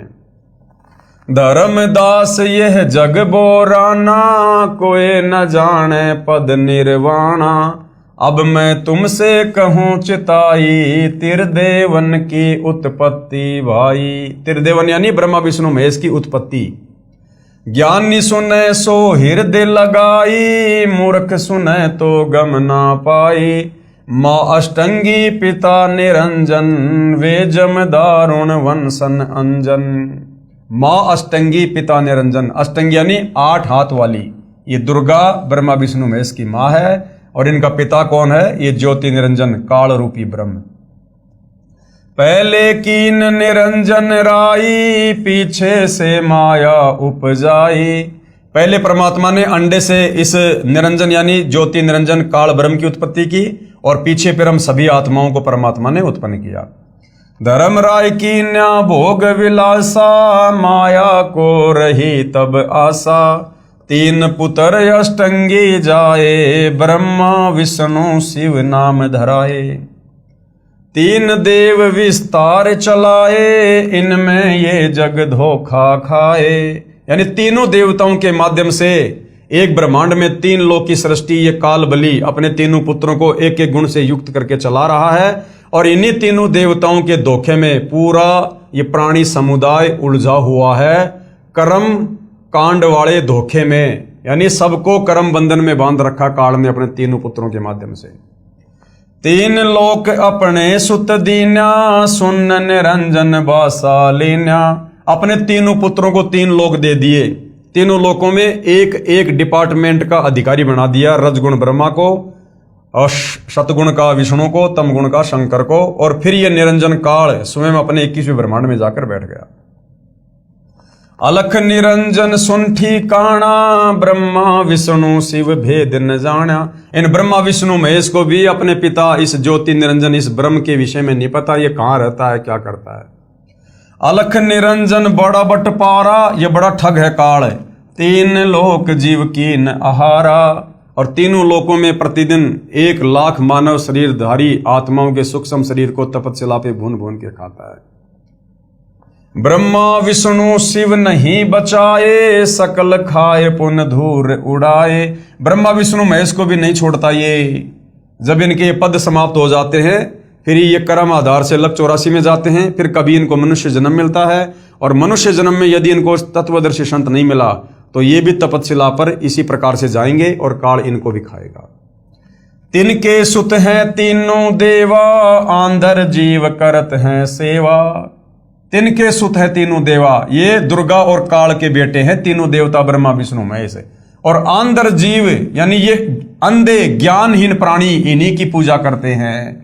गीता अध्याय 7 श्लोक नंबर 12 से 15 कि जिनकी बुद्धि ब्रह्मा विष्णु महेश तक सीमित है, जो इससे ऊपर और किसी को पूजना नहीं चाहते, वे राक्षस स्वभाव को धारण किए हुए मनुष्यों में नीच दूषित कर्म करने वाले मूर्ख।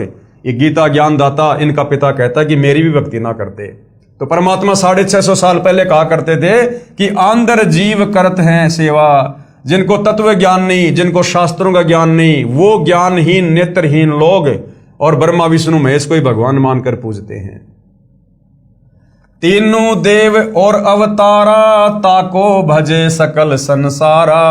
ये पूरा संसार 3 लोक के प्राणी इन तीनों देवता ब्रह्मा विष्णु महेश को और इन्हीं देवी देवताओं को भगवान मानकर पूज रहे हैं तत्व ज्ञान के अभाव में।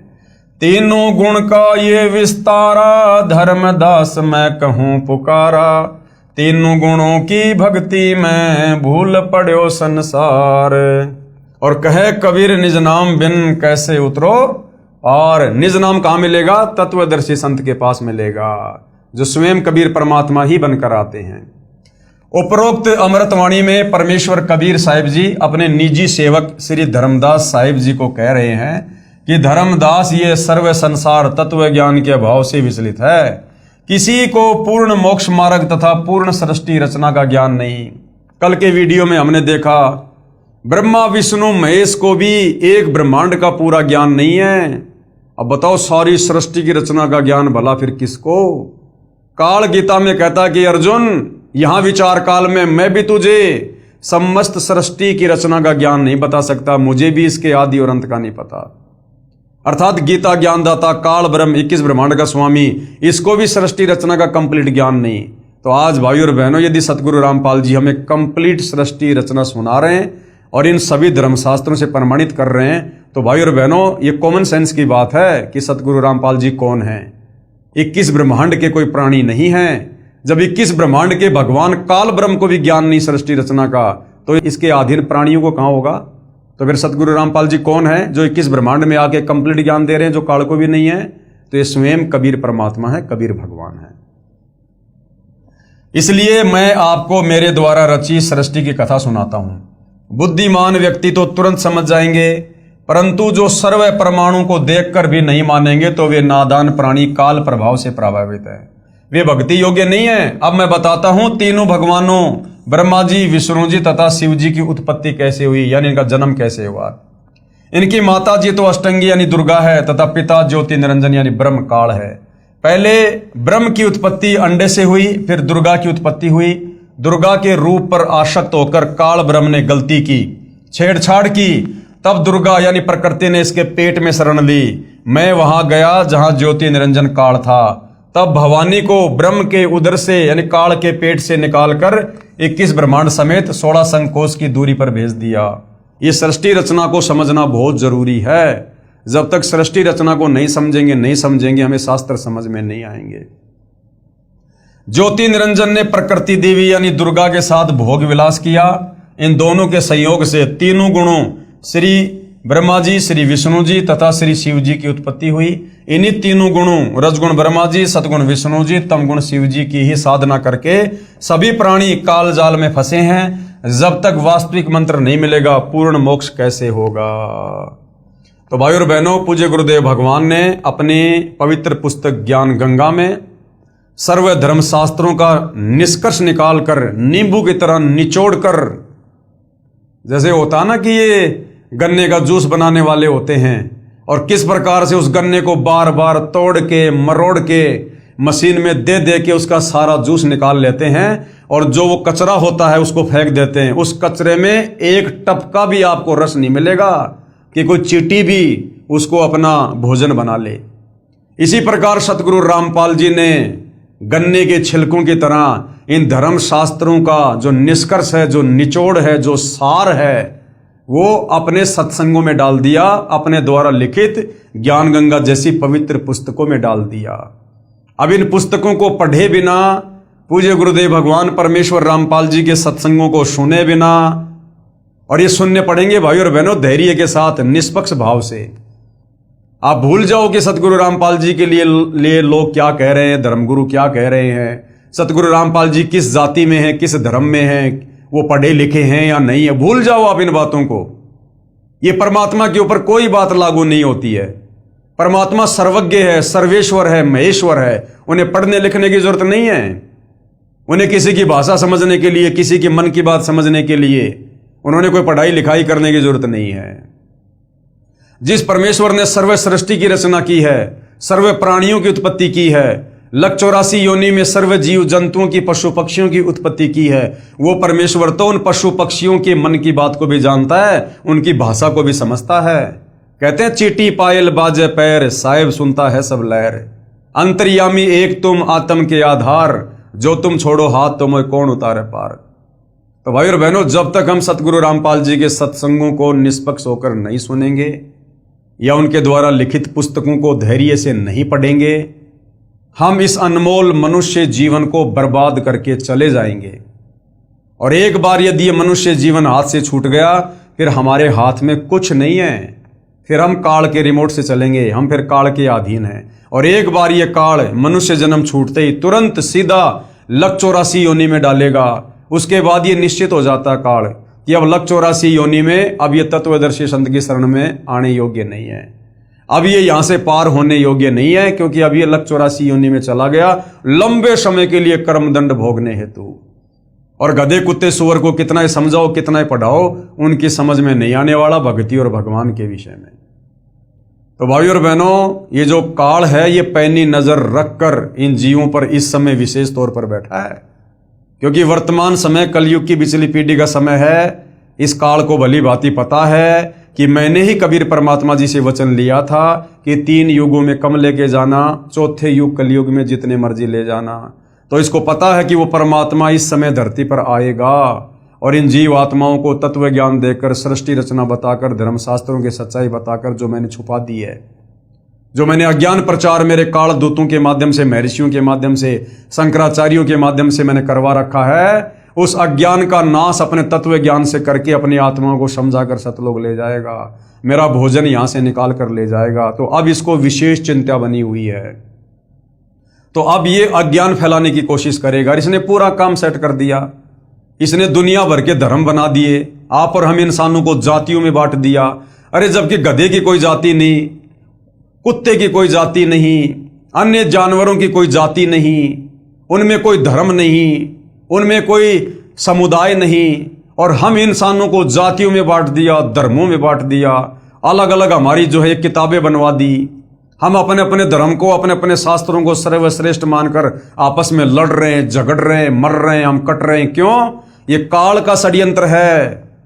क्योंकि इस समय धरती पर परमात्मा ने तत्वदर्शी संत के रूप में आना था, आ चुके हैं। और काल चाहता था कि मैं इनको आपस में इस प्रकार बांट दूं धर्म और जातियों में, शास्त्रों में, कि ये आपस में अपने आप को ही सर्वश्रेष्ठ बताकर लड़ते रहे, झगड़ते रहे और तत्वदर्शी संत की शरण में आकर अपनी आत्मा का कल्याण ना करवा सके। तो भाइयों और बहनों, इस षड्यंत्र का भी तभी पता चलेगा जब हम जगत गुरु तत्वदर्शी सतगुरु रामपाल जी के सत्संगों को सुनेंगे। और ऐसा निर्मल ज्ञान भाइयों और बहनों, ये किसी इंसान के बस की बात है क्या? इंसान तो इनको 10 बार इनको पढ़कर भी नहीं समझ सकता। 10 बार पढ़ेगा तब कहीं जाकर ये अध्यात्म ज्ञान समझ में आने लगेगा धीरे धीरे कि हाँ, सतगुरु रामपाल जी ने किस प्रकार से सर्व धर्म शास्त्रों की यथार्थ व्याख्या करके उनका निष्कर्ष निकाल के अपने प्रवचनों में डाल रखा, अपने सत्संगों में डाल रखा है। और फिर उनकी शरण में आने के बाद जब ये आशीर्वाद देंगे, हमारा ज्ञान योग खोलेंगे, तब ये काल हमारी बुद्धि से हटेगा, तब हमें उनके ये प्रवचन, उनकी पुस्तकें असल में समझ में आएंगी। तो भाइयों और बहनों, ये 4 दिन का जीवन है। मत भूलो कि हम पहले गधे, कुत्ते, सुअर, कीट, पतंग, मक्खी, मच्छर, गंदी नाली के कीड़े अनंत करोड़ अरबों बार रह चुके हैं। और एक मनुष्य जीवन 184 योनियां भोगने के बाद मिलता है परमात्मा के आशीर्वाद से। और ये केवल परमात्मा प्राप्ति के लिए मिलता है, दूसरा इसका विशेष कोई प्रयोजन नहीं होता। बाकी तो बेटा बेटी जो भी हैं, खाना पीना, काम धंधा, व्यापार, काम, बिजनेस, ये तो अपने संस्कारवश मिलता है। लेकिन ये भक्ति परमात्मा विशेष रजा करके देता है। भक्ति कोई संस्कार से नहीं मिलती है, भक्ति तो परमात्मा स्वयं अपने आशीर्वाद से अपनी रजा करके देता है। तो ये रजा आज परमात्मा ने पूरे विश्व के मानव समाज पर छप्पड़ फाड़ कर रखी है। जिस भगवान को ढूंढते ढूंढते सतयुग, त्रेता और द्वापर बीत गया, लोग भगवान की छाया के दर्शन नहीं कर पाए, आज वो भगवान साक्षात धरती पर संत रामपाल जी के रूप में प्रकट है। अब बहुत सारे भाई बहन बिदक जाते हैं कि संत रामपाल जी को भगवान क्यों कह रहे हो? संत रामपाल जी तो एक इंसान है, इंसान कभी भगवान थोड़ी हो सकता है। अरे भाई, थोड़ा ठंडे दिमाग से सोचो। आदरणीय आदि शंकराचार्य जी, जिनको पूरा हिंदू समाज मानता है, आदि शंकराचार्य जी का एक श्लोक है, गुरुर ब्रह्मा गुरुर विष्णु गुरुदेवो महेश्वर है। क्या कह रहे हैं शंकराचार्य जी? कि गुरुर ब्रह्मा, यानी गुरु जो है, गुरु के अंदर ब्रह्मा जी वाले गुण भी हैं, यानी जो लाभ हमें श्री ब्रह्मा जी की भक्ति से मिलेगा वो गुरु की भक्ति में है। जो लाभ हमें विष्णु की भक्ति से मिलेगा वो लाभ भी एकमात्र गुरु की पूजा करने से मिल जाएगा। और गुरुर देवो महेश्वर है, यानी जो लाभ हमें शंकर जी की भक्ति से मिलना चाहिए वो लाभ हमें एकमात्र सतगुरु की शरण में आकर उनकी भक्ति करने से मिल जाएगा। यदि आपने सच्चा गुरु बना लिया, तत्वदर्शी संत है, तो ब्रह्मा विष्णु महेश की आपने कोई अलग से भक्ति यानी इनकी पूजा करने की जरूरत नहीं है। इनकी पूजाओं का लाभ, इनकी भक्ति का लाभ अकेले जगत गुरु तत्वदर्शी संत की शरण में आने से मिल जाएगा। तो गुरुर ब्रह्मा गुरुर विष्णु गुरुर देव महेश्वर है। और फिर क्या कह रहे हैं शंकराचार्य जी? आगे शंकराचार्य जी कह रहे हैं कि गुरुर साक्षात पारब्रह्म। गुरु ही साक्षात क्या है? पारब्रह्म। अब पारब्रह्म कौन है? कबीर। पारब्रह्म कौन है? कबीर देव, कबीर जी। गुरुर साक्षात पारब्रह्म। एक होता ब्रह्म, ब्रह्म यानी एक काल क्षर पुरुष। एक होता है कि परब्रह्म यानी अक्षर पुरुष, जिसके साथ संग ब्रह्मांड है। और एक है पार ब्रह्म, जिसको पूर्ण ब्रह्म भी कहते हैं, जो सबसे ऊपर है। उत्तम पुरुषतु अन्य परमात्मा इति उदारते, गीता अध्याय 15 श्लोक नंबर 17 के अनुसार। तो पार ब्रह्म की भूमिका भी कौन निभाता है? गुरु। गुरु ब्रह्मा गुरु विष्णु गुरुर देव महेश्वर है। गुरु ही साक्षात पार ब्रह्म। और तस्मै श्री गुरुवे नमः, यानी गुरु ही पार ब्रह्म यानी भगवान की, कबीर की, सारी सृष्टि के मालिक की भूमिका निभाता है। अब गुरु कौन है? गुरु की भूमिका कौन करता है? अब गुरु की भूमिका कौन करेगा? इंसान। कौन? गुरु की भूमिका कौन करता है? इंसान। अरे शंकराचार्य भी तो एक गुरु थे। क्या थे वो? इंसान। ये दुनिया भर में जितने भी गुरु हैं ये कौन है? इंसान। तो वो परमात्मा इंसान नहीं होता, लेकिन वो इंसान की भूमिका करता है, इंसान बनकर लीला करता है, आप और हम तक अपना ज्ञान समझाने के लिए।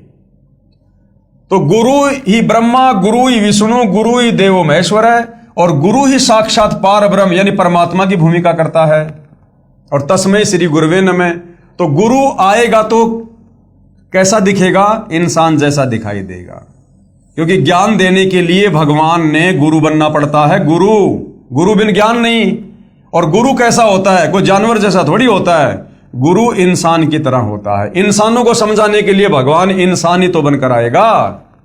इसलिए भाई और बहनों, आप भी सही कह रहे हो कि कोई इंसान भगवान नहीं हो सकता। बिल्कुल सही बात है, इंसान भगवान नहीं होता। इंसान कभी भगवान नहीं हो सकता, लेकिन भगवान इंसान बनकर आप और हमें, हमारे बीच में आकर हमें यह ज्ञान समझाता है। क्योंकि हम इंसान तो इंसानों की भाषा समझेंगे ना। भगवान तो हाथी बन के आ जाएगा, क्या हम समझ जाएंगे उनकी आवाज को? इसलिए इंसान भगवान नहीं हो सकता। सत्य कह रहे हो आप। जो लोग कहते हैं कि सतगुरु रामपाल जी तो इंसान हैं, इंसान भगवान कैसे हो सकता है? बिल्कुल इंसान भगवान नहीं हो सकता। जीव जीव होता है, पी पी होता है, लेकिन भगवान अगर इंसान बनकर आ जाए तो उनको कौन रोक दे भाई? भगवान तो जो मर्जी रूप धारण कर ले, वो तो सर्वशक्तिमान है, सर्व सिद्धियों का स्वामी है। तो आज सतगुरु रामपाल जी इंसान नहीं है, ये इंसान बनकर आप और हमें समझाने की लीला कर रहे हैं। तो भाई और बहनों, समझो, विचार करो। हमारे धर्मशास्त्रों की जो व्याख्या, जो यथार्थ ज्ञान, जो निष्कर्ष अपने तत्व ज्ञान आधार से सतगुरु रामपाल जी ने निकालकर परमात्मा चाहने वाली आत्माओं के समक्ष कर दिया है, खुलासा कर दिया है, सार्वजनिक हो चुका है। क्या सतयुग से लेकर त्रेता, द्वापर और कलयुग बीत गया 5000 साल, क्या सतगुरु रामपाल जी से पहले यह ज्ञान इस प्रकार से किसी ने बताया, समझाया? गीता जी में कौन से वो 3 मंत्र हैं? अध्याय 17 श्लोक 23, ओम तत् सत इति निर्देशे ब्रह्मण त्रिविध समर्थ। क्या आज तक हमारे किसी भी आचार्य, शंकराचार्य, धर्मगुरु ने, क्या ब्रह्मा विष्णु महेश तक ने, क्या आज तक हमारे को इन 3 मंत्रों के भेद के विषय में बताया कि इनके पीछे कौन से मंत्र छुपे हुए हैं? क्या इन 4 वेदों से, गीता जी से किसी ने आज तक कबीर परमेश्वर का नाम निकालकर बताया? क्या किसी ने ये यथार्थ सृष्टि रचना समझाई? और जो जो उनके शरण में आ गए, आज लाखों के गुरुदेव ने उम्र बढ़ा रखी है, असाध्य रोगों को परमेश्वर ने ठीक किया है, उनको भक्ति के योग्य बनाया है। डॉक्टर भी हैरान कि ये मिरेकल हो गया, चमत्कार हो गया। तो भाई और बहनों, परमात्मा स्वयं सतगुरु रामपाल जी के रूप में धरती पर प्रकट हैं। और भाई, जब तक आपने कभी जिंदगी में आम खाए नहीं, और यदि आम के कोई गुण गाएगा तो आपके समझ में आएंगे नहीं, उसके लिए आम खाना पड़ेगा। तो सतगुरु रामपाल जी की शरण में आना पड़ेगा, उनके सत्संग सुनिए, पुस्तकें पढ़िए, तब आपको पता चलेगा कि वास्तव में परमात्मा कौन होता है, परमात्मा में क्या गुण होते हैं। और फिर देखिए किस प्रकार से परमेश्वर आपको हर प्रकार से चौतरफा आपको लाभ देंगे। परमात्मा आपके काम धंधे में भी, आपकी खेती बाड़ी में भी, आपके बिजनेस में भी, और भक्ति मार्ग में तो दिन दोगुना रात चौगुना आप जी प्रफुल्लित होते जाओगे। तभी तो हमें विश्वास होगा, तभी तो दृढ़ता आएगी कि वास्तव में ये काम तो भगवान के हैं। इस प्रकार से तो भगवान ही कर सकता है, इंसान अपने बलबूते पर नहीं कर सकता। तो भाई और बहनों, ज्ञान देने में, समाधान करने में सतगुरु रामपाल जी परमेश्वर जी ने कोई कमी किसी भी प्रकार की नहीं छोड़ी है। अब यदि मोक्ष नहीं हो पाया, हम नहीं करवा पाए, तो इसमें आप और हमारी स्वयं की गलती होगी भाई। और उसके लिए फिर परमात्मा हमें कभी माफ नहीं करेगा, कभी माफ नहीं करेगा फिर। तो भाई और बहनों, हम तो केवल आप जी से हाथ जोड़कर विनती कर सकते हैं, प्रार्थना कर सकते हैं, इस सु अवसर को मत चूको। परमात्मा नर रूप में, यानी नारायण स्वयं नर रूप में धरती पर प्रकट हैं। पहचान लो, पुस्तकें पढ़ लो, सत्संग सुन लो, अन्यथा ये 4 दिन का जीवन है, ये झूठा ठाट बाट है, काल ने उड़ जा रखा है। कल को ये मटकी फूट जाएगी, शरीर छूट जाएगा, गधा कुत्ता बना के छोड़ देगा। रोटी के टुकड़े के लिए सुबह सुबह 50 घरों में घूमोगे, कोई जूत देगा, कोई लठ मारेगा, फिर खेत में जाके लैट्रिन गोबर खा के पेट भरना पड़ेगा। ये हाल हो जाएगी फिर। और ये हाल हमारा अनंत बार हो चुका है। आज फिर दयालु परमात्मा ने मौका दिया मनुष्य जन्म देकर, क्योंकि मनुष्य शरीर में ही हम समझ सकते हैं, आत्मचिंतन कर सकते हैं, सलाह ले सकते हैं, सलाह दे सकते हैं, विचार विमर्श कर सकते हैं, भक्ति कर सकते हैं, शास्त्रों को समझ सकते हैं। ये विशेष बुद्धि अन्य योनियों में नहीं है। इस मनुष्य योनि को छोड़कर, क्योंकि ये मनुष्य योनि केवल परमात्मा प्राप्ति के लिए परमात्मा देता है। मानव जन्म दुर्लभ है, ये मिले ना बारंबार, जैसे पेड़ से पत्ता टूट जाए वापस नहीं लगता डार। और मानव जन्म पाए के जो नहीं रटे हरि नाम, जिसने भक्ति नहीं करी, बताओ फिर जैसे कुआं जल बिना फिर बनवाया क्या काम। तो भाई और बहनों, सोचो, समझो, विचार करो, बहुत भयंकर शुभ अवसर है। अगर चूक गए तो फिर दंड भी बहुत भयंकर है, बहुत भयंकर। तो खाली विनती कर सकते, प्रार्थना कर सकते हैं। आज परमपिता परमेश्वर जी के आशीर्वाद से इस पवित्र ज्ञान गंगा पुस्तक के ऊपर वीडियो बनाने की श्रृंखला समाप्त हो रही है। इसके बाद कुछ भगत आत्माओं के इंटरव्यू हैं जो उन्होंने सतगुरु रामपाल जी से उपदेश प्राप्त करने के बाद भक्तों के साथ में शेयर किए हैं कि हम किस प्रकार से दुखी थे, परेशान थे, शरीर से, परिवार से, तीन ताप के कष्टों से, अपने भाग्य से, कर्मदंड से। और जैसे सतगुरु रामपाल जी की शरण में आए, आज परमेश्वर जी के आशीर्वाद से वो 16 आने स्वस्थ हैं और तन मन से परमेश्वर की भक्ति में लगे हुए हैं। तो भाई और बहनों, परमात्मा किसी का रिश्तेदार नहीं है, ये समदृष्टि है। जो इनकी मर्यादाओं में रहकर, इनके वचन में रहकर इनकी भक्ति करेगा, उन सबको परमेश्वर इसी प्रकार से स्वस्थ करते हैं और माला माल करते हैं। तो भाई और बहनों, जो प्रारब्ध के कष्ट हैं, तीन ताप के जो कष्ट हैं, उनको कोई डॉक्टर नहीं काट सकता, कोई साइंटिस्ट नहीं काट सकता, कोई जंत्र मंत्र करने वाला समाप्त नहीं कर सकता। उनको तो कबीर परमात्मा स्वयं ही धरती पर संत रूप में प्रकट होकर अपने विशेष आशीर्वाद से, भक्ति देकर अपने आशीर्वाद से काटते हैं, दूसरा कोई तरीका नहीं। और आने वाला समय दुनिया के पाप कर्म उजागर होने का समय है, भयंकर कष्टों का दौर है। अभी हम युग परिवर्तन के दौर में हैं। 2028 युग परिवर्तन का निश्चित समय है और युग परिवर्तन प्रकृति का अटल सिद्धांत है। और समय रहते यदि हम सतगुरु रामपाल जी की शरण में नहीं आए तो आने वाले समय में भयंकर रूप से पीड़ाओं के साथ अपना प्रारब्ध भोगेंगे, कोई बचा नहीं पाएगा फिर। और जितना लेट सतगुरु रामपाल जी की शरण में आओगे, उतनी लेट उस दरबार में फिर आपकी सुनवाई होगी, उतनी ही लेट। तो समझदार को संकेत ही काफी होता है। तो भाई और बहनों, कल हम गुरुदेव भगवान के आशीर्वाद से फिर सेवा में हाजिर होंगे और उन तमाम भगत भाई बहनों के इंटरव्यू हम पढ़ेंगे जो परमेश्वर की शरण में आने से पहले महादुखी थे और गुरुदेव की शरण में आने के बाद किस प्रकार से वो घर आज खुशी से झूम रहे हैं, साथ में परमात्मा मिल गया, भक्ति मिल गई और आत्म कल्याण के मार्ग पर लगे हुए हैं। तो आज के वीडियो में केवल इतना ही। पूज्य गुरुदेव भगवान हम सबको आज्ञा दें, आशीर्वाद दें, सद्बुद्धि दें, हमारा मार्गदर्शन करें, हमें भ्रमने भटकने से बचाएं। बंदी छोड़ सतगुरु रामपाल जी परमेश्वर जी की जय हो।